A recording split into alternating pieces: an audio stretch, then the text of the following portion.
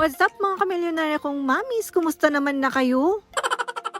Ako nga itong at medyo busy nga dahil nga sa napakarami ding mga gawain. Bukod nga sa napakaraming gawain dito sa bahay, itong at meron din naman nagpapadala ng mga samples, kaya naman itong at natabunan na nga itong mga vlogs ko. Tapos dumagdag pa nga itong trending na tanong kung paano nga daw natin na-realize na mahirap nga tayo nung bata tayo. Kaya ayan, imbis nga na mag-voice over ako, itong at nakikiyak na nga rin ako sa buhay ng may buhay. Ay naapo, nakaka-relate din ako sa mga istorya ng kanilang mga buhay. Kasi yun, dun ko nga na-realize na kung gaano nga pala kahirap yung buhay namin noon, may mas mahirap pa pala sa amin. So yun, magsisimula na nga lang ako siguro sa istorya ng buhay ko simula nung elementary ako. Pero syempre, bawal iyakan, ganun.